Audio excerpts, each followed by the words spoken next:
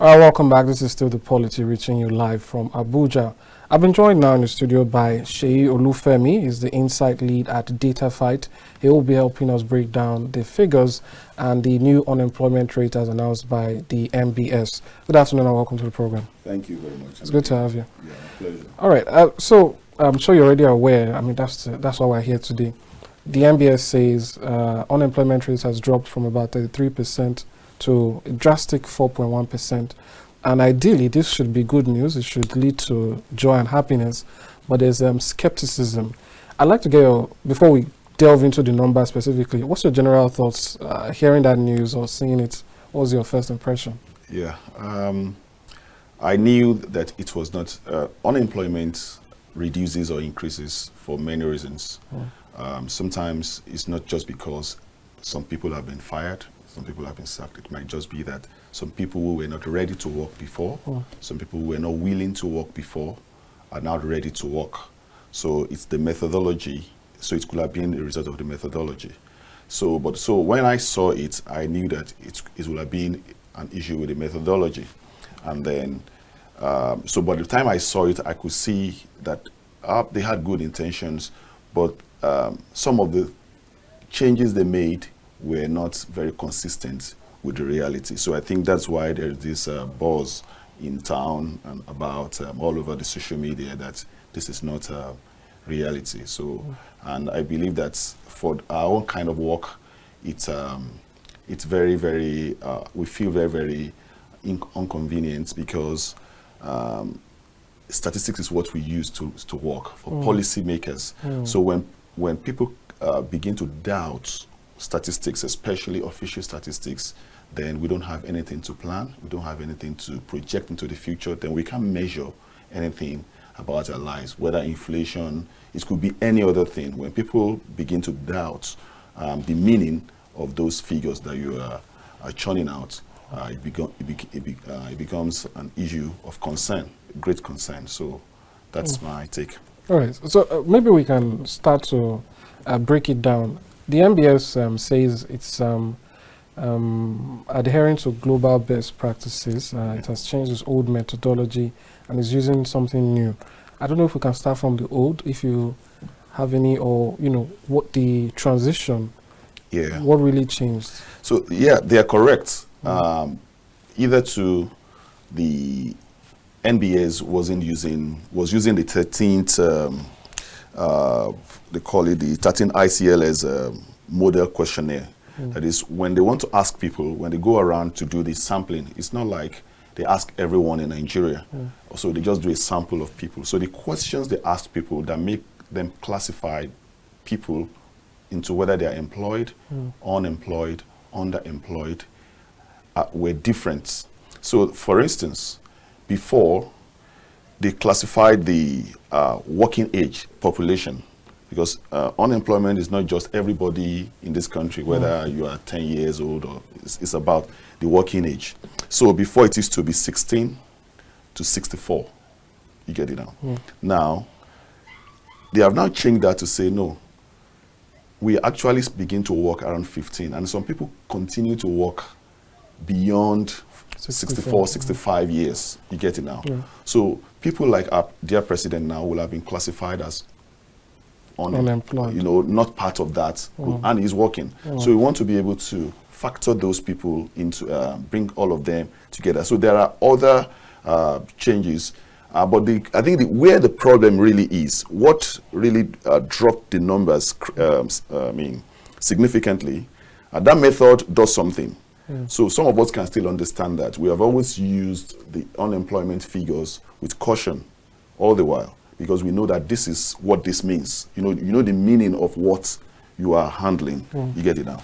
So, but the major issue is that of when you ask someone, have you worked for 1 hour in the last 1 week?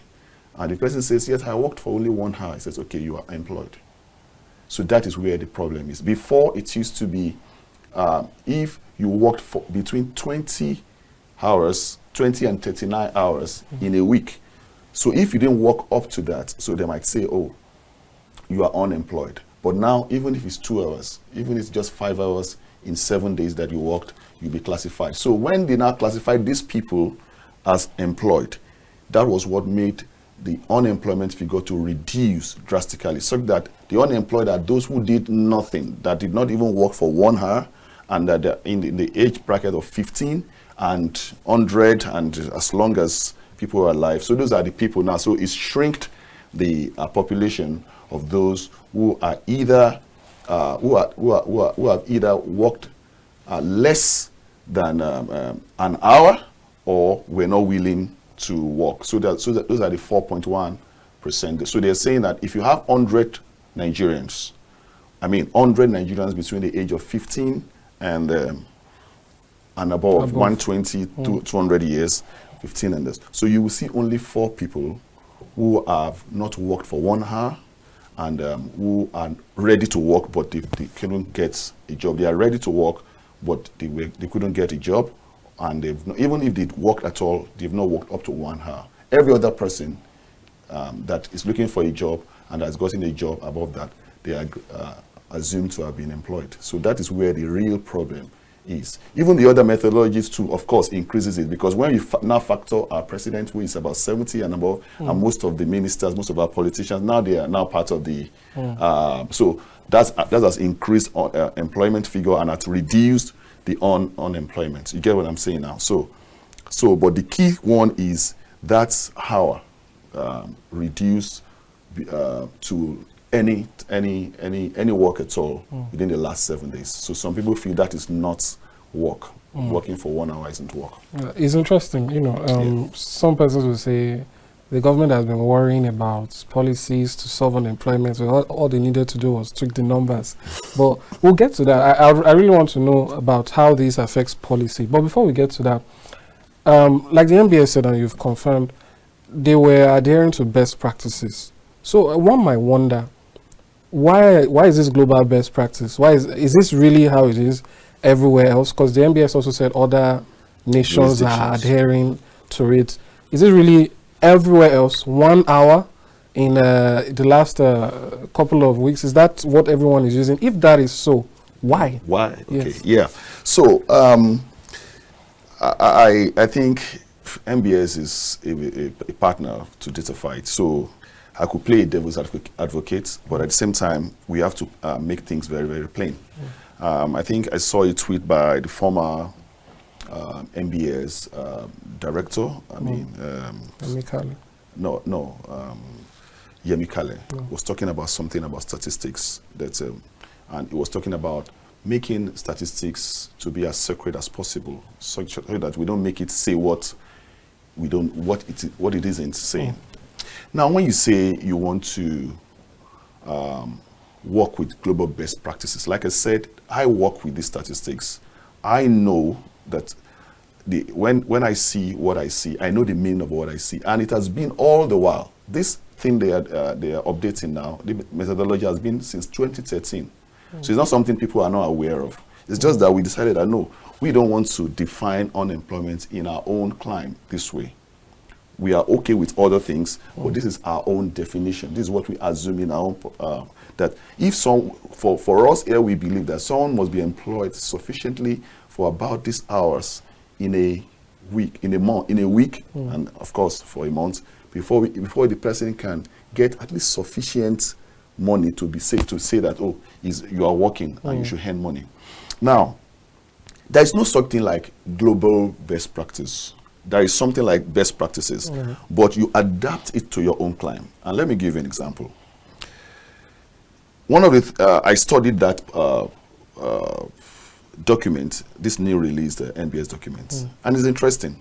They were comparing us with Niger, I think 4 or 5 countries in West Africa. And unfortunately, they were placing their own unemployment rates using this 19th ICLS. They were using it and comparing with ours, so that we see that it's now comparable. 5.1, I think, for Niger. I think we are 4.1 as at the first quarter of 2023. Now, the thing is this: they gave us their unemployment rate together with their corresponding poverty rates. You get my point? Because like we put out something over the weekend about work and poverty. All over the world, we know that work and poverty, work and prosperity are interlinked. The answer to poverty is work, isn't it? Unemployment just means people are going to be poor. There's something called working poor, but that's not, apart from that, we know that the more people are not able to work, the more the poverty. So they are linked. So now, look at this. When you are comparing things, there's something called, for instance, if you're talking about cost of living now, there's something called the purchasing power parity. This same NBS, there is this, the Nigerian poverty measurements. Now, all over the world, the global standard is that someone is considered poor if they are living below $2.15 per day. Are you getting that? $2.15 per day. Nigeria fixes its own at, I think, 376 naira per day. Naira or dollars? Naira per day. Oh. That is our own poverty line. So the international poverty line is $2.15 per day. Now Nigeria says, no, that's too much for us. We can survive. If someone is still surviving on 376 naira per day, the person can is still not, if you still have up to that, you are not poor per day. Now, when you convert 376 naira to $1, how much is that? That's less than 50 cents. That's just about half a dollar. You get it now? So there is, each country has their own poverty line, but there is the international poverty line. If you want to measure Nigeria's poverty, for that $0.5 that we are using now, we say, okay, the poverty rate in Nigeria is, monetary poverty rate is 40.1%. I think for child one, I think it's about 47.1%. But if you want to use the $2.15, you will see that the poverty rate will just balloon. You might have almost 80% that are poor.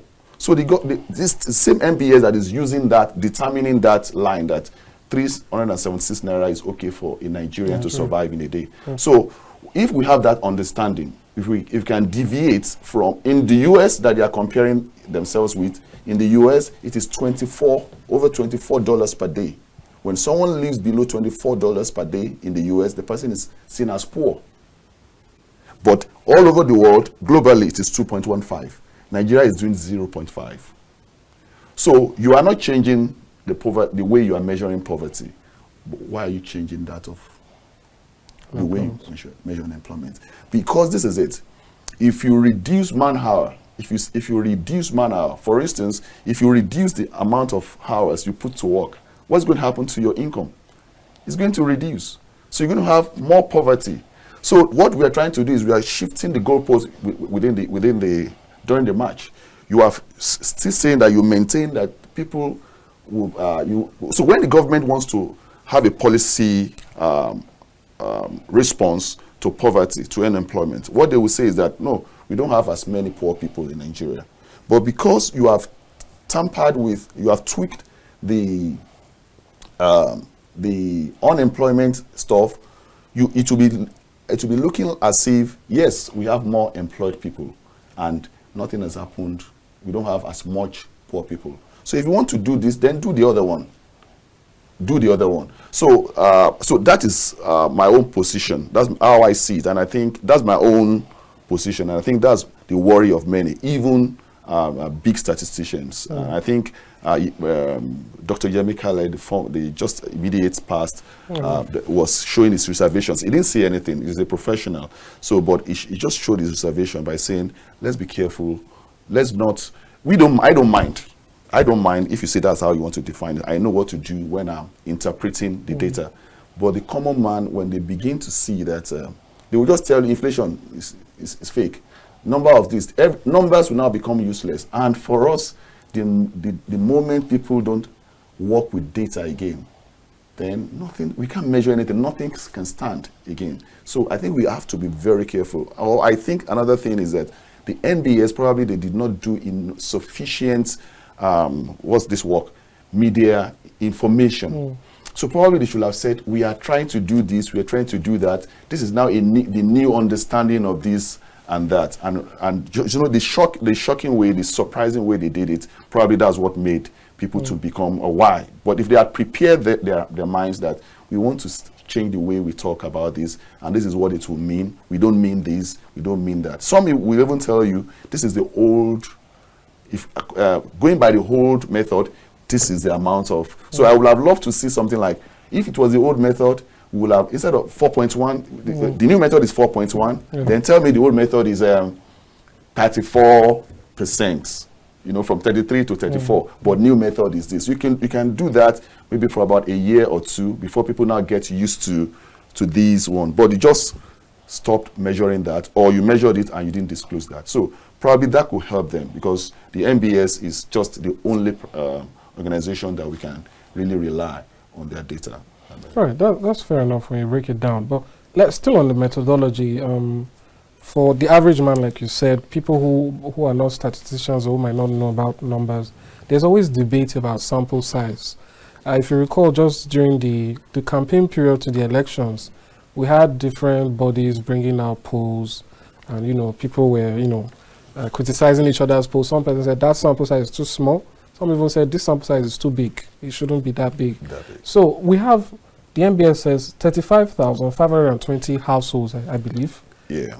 What do you say about that number? Because people are wondering, is this number, is it adequate for tens of millions of Nigerians all over the country? Yeah. What I know that it is sufficient. It depends on, it's not just the number, it's also, I'm trying to remember my formula now. And for this this long, I've known that their methodology, NBS methodology, is consistent with what statistical theory dictates. So it is not, what could be defective is the sampling. What happened during the election was problems of sampling, not even necessarily numbers. Numbers should have something adequate to be able to predict, but it's the sampling. You get it now. So I might just sample 10 or 20 people, but who are the people I'm sampling? Where are they in Abuja, for instance? And I'm able to give you a feel of what's going on. But it depends, where am I, who am I talking to?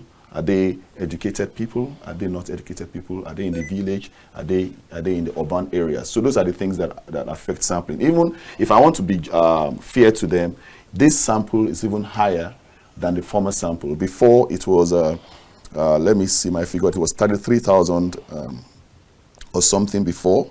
I think it was 33,300 households before that they were measuring quarterly. Now it is 35,520. So there's an improvement. So even if you have a problem with the number, the N of the sample, this is better than before. So there are good things that we understand. It's just the key thing that makes us not to be able to defend everything here, to say, no, this is, it's okay. It's just that the way we changed, we are saying 1 hour in a week, you will regard that person as employed, when if that person has done 1 hour a week. I think that's just where I believe the older wisdom was better in that sense. Every other thing, I think I go with what they have done.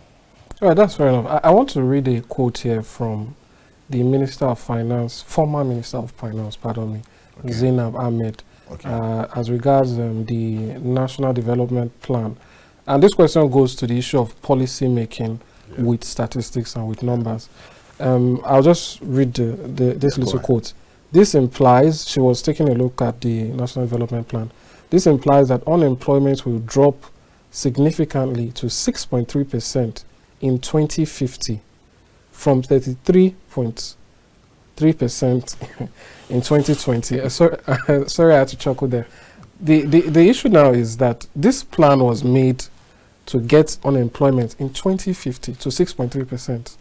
Now, unemployment is at 4.1%.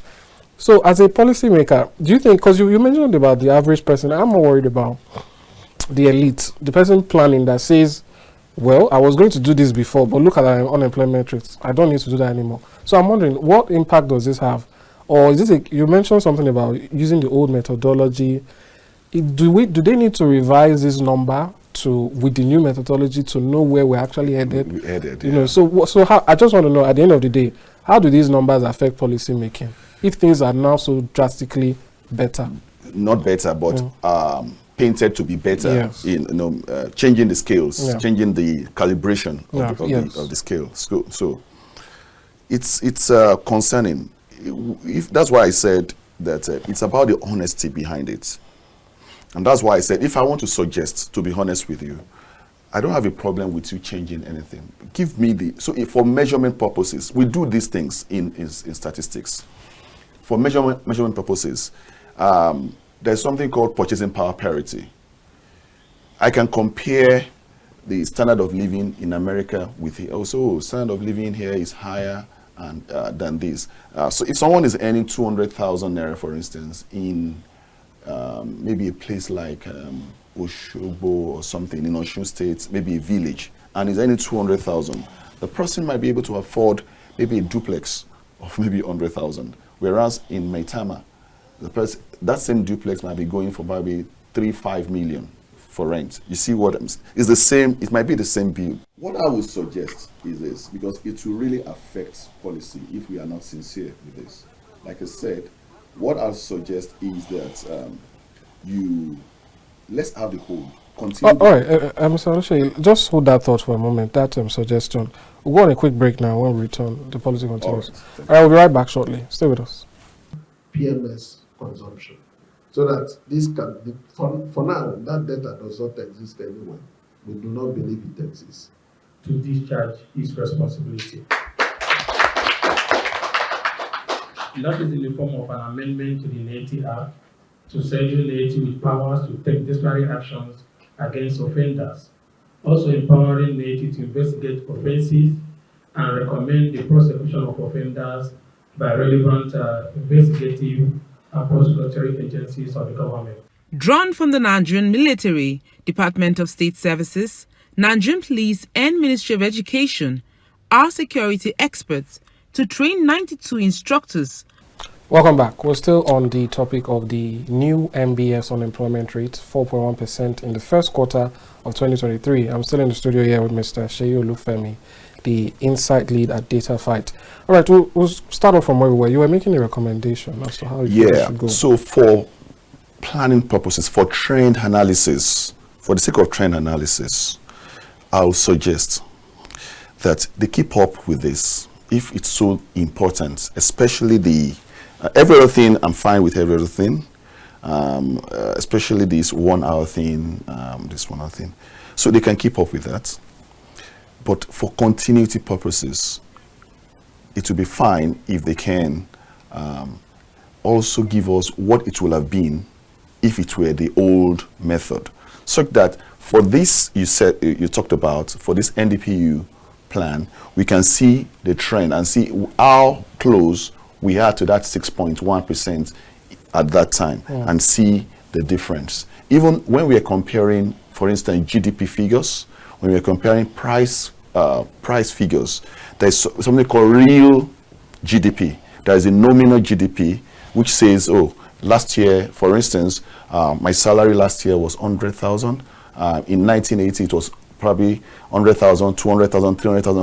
If you say, your salary is increasing every year. So, but we say, okay, if you draw it will look like, your life is improving. But what is the cost of things? So the price of a dollar then, is it the price of a dollar now? So we factor a lot of things and say, okay, that's not the real GDP. So we now factor it, based on the inflation rate across those years, the price index. Now, what I would suggest is that let them give us that for continuity's sake, for us to measure, real measurement for planning purposes. If we go by this, we're going to put ourselves in trouble. We are really battling with unemployment.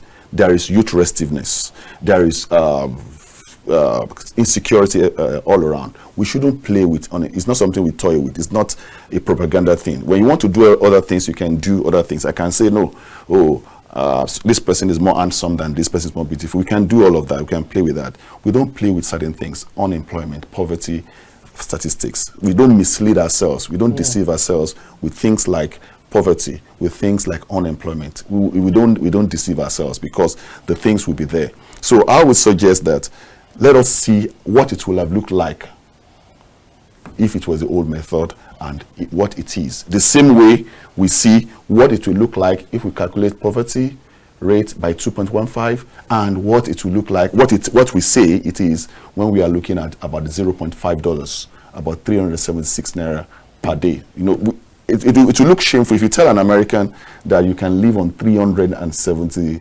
know, about $0.5 in a day.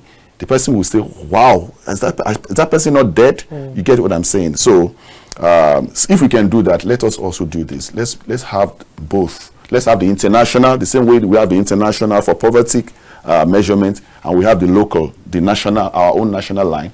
Let's have the international for unemployment, and let's have the local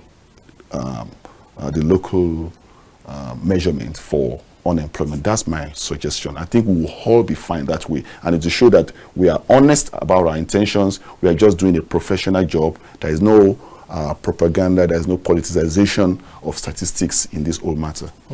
That's fair enough. I want to delve into that issue, the one you said you have an issue with, which is the 1 hour in a week. The report says 73.6% to 76.7% of working age Nigerians were employed because they did more than 1 hour paid work. So I don't know if we can delve into this. I read sort of a response to this whole issue by Ogbewe Fashua, where he started to bring in some narratives about the young population and what they're into these days. Interestingly, as we speak, there's a debate going on online now about tech work or tech jobs and internet fraud, and how one seems more accessible in the country than the other, and it is raging anyway. But what the suggestions are that we have more content creators, we have more tech tech persons in the country, and that, take for instance, a tech person working 1 hour in a week is probably enough to keep him, it's substantial. But that if you take a menial job, someone who just does house-to-house work, and that 1 hour that he worked wouldn't be enough to actually cater for him. So the question is, when people bring in these new narratives that there's technology, people are working from home, people just have to do little work, they make big money, the world has become a global village, you don't have to go to the office, and that these are the things, that make this new report seem fair enough. I don't know, what do you make about that dynamic when people bring it in? Ogbewe Fashua is someone I will say Egbon, Ogbewe Fashua,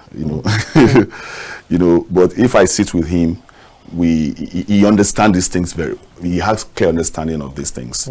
It depends. Like I said, if I want to play a devil's advocate for NBS, I could do that. I could change this whole narrative, but I have to be very sincere.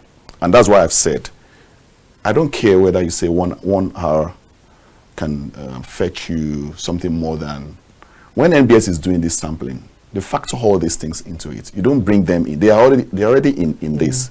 Even if they use the former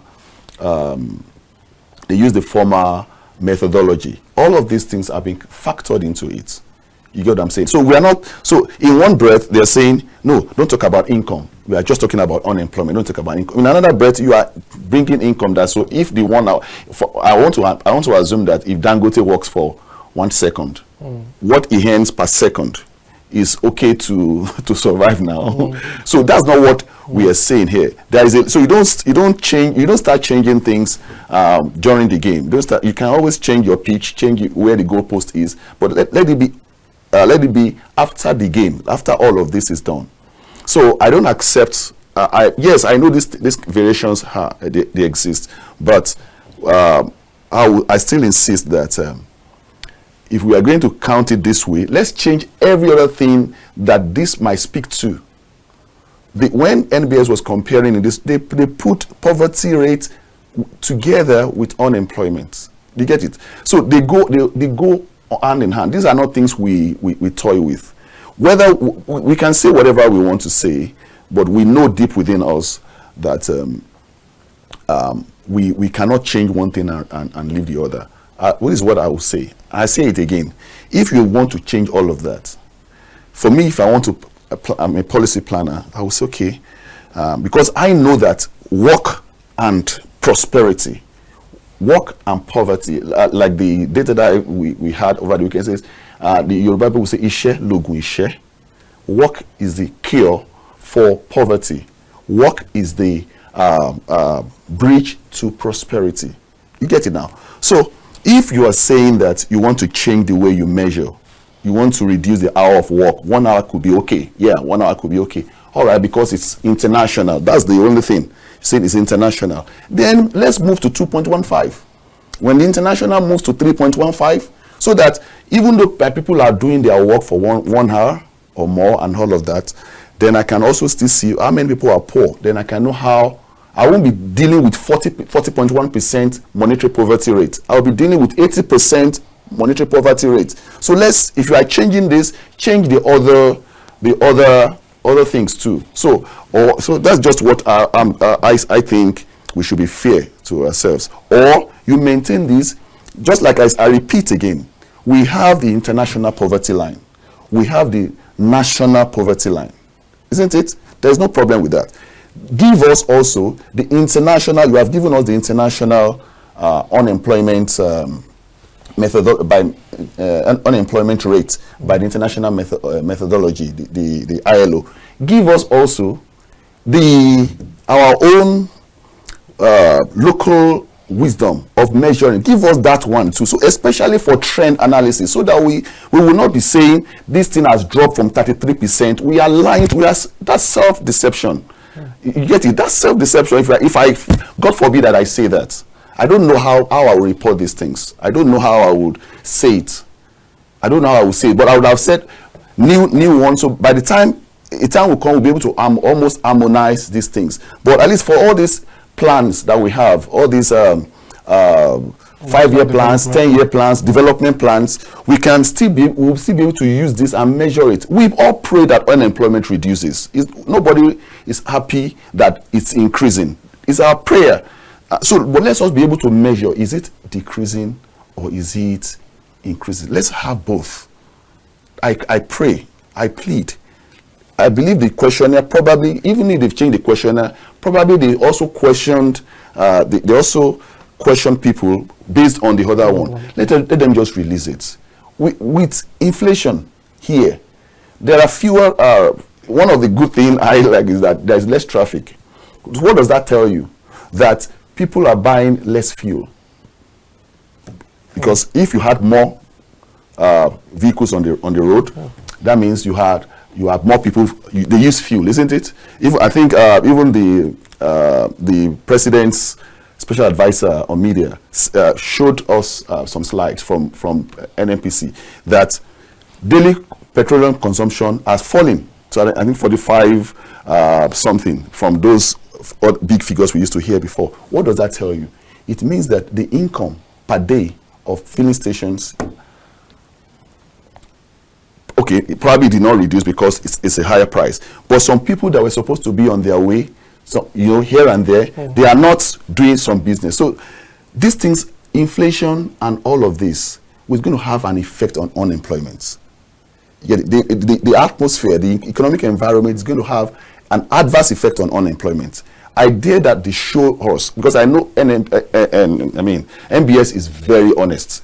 I know it takes, if you're a statistician, the way figures are sacred to you, just like your father's name. It's like somebody calling your father this. You might almost die because somebody called you a bastard. It's just like that. You see figures as God, as almost like God. This is what determines my fate in life. So if they show us, let them show us what that is. We don't have a problem. Even if I want to see what it will have been like today. With all of this that has happened, we should be able to, so that we can predict, so that economic students, I have people, economic students who are writing their thesis, they'll be able to say, what's the effect of, for instance, you are doing your thesis and you want to say, what's the effect of subsidy removal on inflation, unemployment. You're going to do your econometric model, and you're going to, for it to be a standard model, you are going to put all of this stuff into your model. So by the time you now use 33% to 5.1% to 4.1%, you're going to be getting very, very wrong measurements. You get estimation of your model, except you have the local knowledge. Maybe somebody is doing this research. This is 2023, in 2035, and is using a long-range trend data, and it is not aware of what we know now, that you can't rely on this unemployment something. In fact, what we used to do is that we will say, we'll talk about adjustments. We'll say, let's adjust it to what it will have been from what they will say, use 2010 prices when you are talking about GDP, real GDP. So by the time you are doing this, that student of economics, that student of policy, and that development student that is trying to measure and to be able to advise and add to the body of knowledge, if he uses this, we're going to be getting wrong results.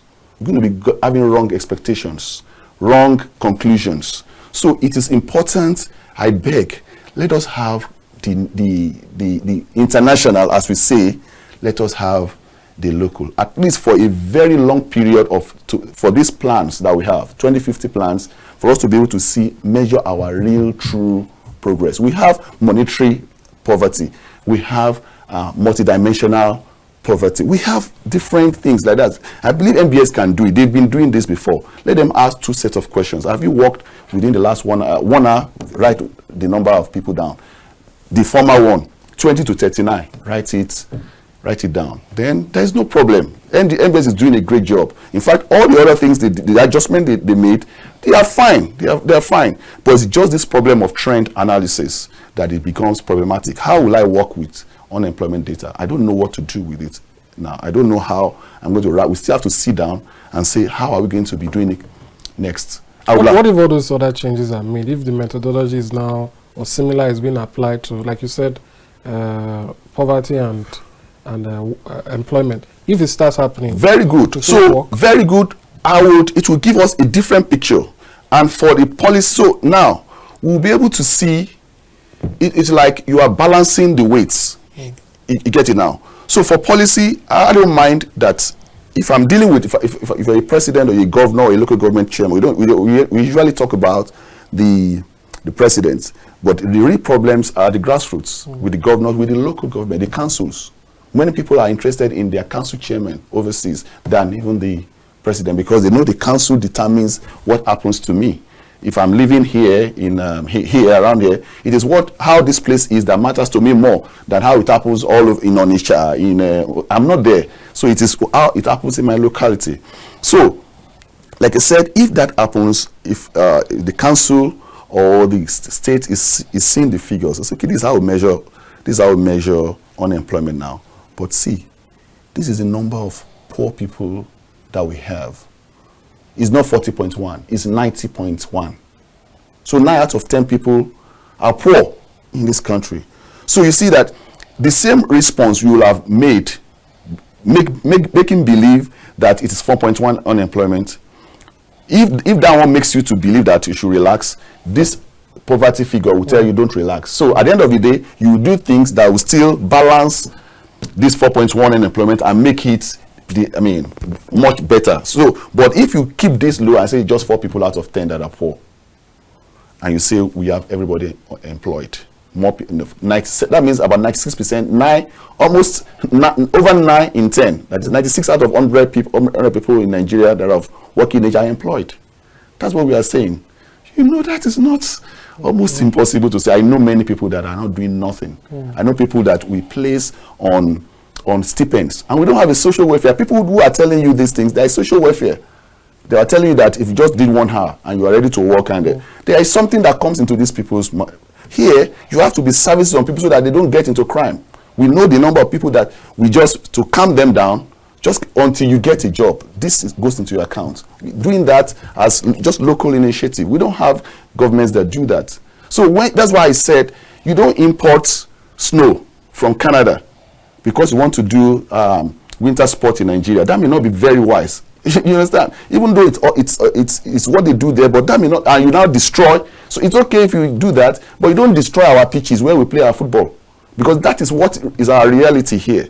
So even if you want to bring that thing here, let us know what it means to us. But probably, if you do that, probably we might still be able to see the reality. So that's why I was just talking about the reality. If you do this, the poverty rate will show me the reality. So change it too. So I was just using that to kind of a little counterbalance. But the best for me, it will have been that let us see what it was. The way we measured it yesterday, let's measure it today like that. Let's see how it is for cross-sectional comparisons. All right, that's fair enough. The recommendations are, I believe, are fair and justiciable. But I like while I have you here, you are in the field. I'd just like to get your opinion on something a bit related, which is, as we speak, how much or to what extent do you think our policymakers are even making use of numbers at the moment? Because from what you described, you would think that when anyone comes into office or thereabouts, they look at the numbers, they make plans, they follow the plan, and that's just it. But I'm wondering, do you think that is what is obtainable today? That's I always avoid that, even in our write-ups, in whatever we do in Dataphyte.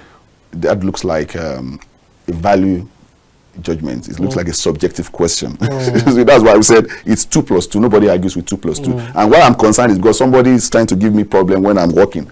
Because I don't know how to compare 33% with 4.5. I don't know how to do. So that's why, otherwise I don't care. Well, I will assume that they see we have a president that I think it was Seyi that was sitting with the former president and was trying out the figures. Inflation is this, poverty is this, and the president said, I don't know all those ones. Go to the farm.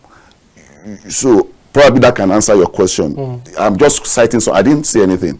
I'm just saying that probably this is how people look at it. But probably we have some people that want them to tell you what they want to hear. This is very, very if I'm the president. And I'm not, but I think this current president, I think they know the meaning of these things. So, but probably I don't want us to use figures to mislead them. Probably if they see these things, they see the truth before them. I don't want to call it truth, the facts before them, the honest facts. Probably they will still be able to respond better.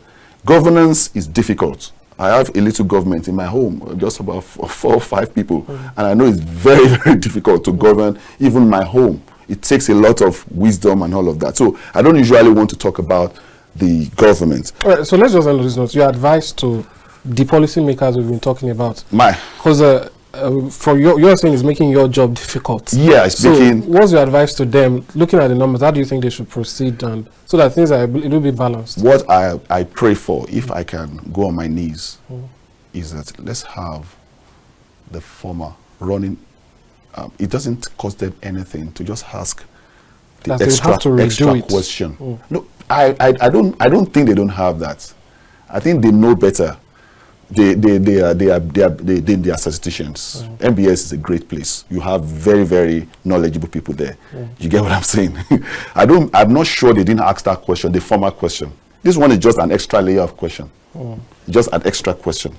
But in case they didn't have it, in case they didn't do it, the next quarter that we're going to have, even though we missed a quarter, a lot of statistics were missing during COVID, we couldn't, so we just see Q1, Q4, it happened all over the world because people could not go out to get quality data the way they used to do it before. I will pray and I will beg the NBS. They are professionals.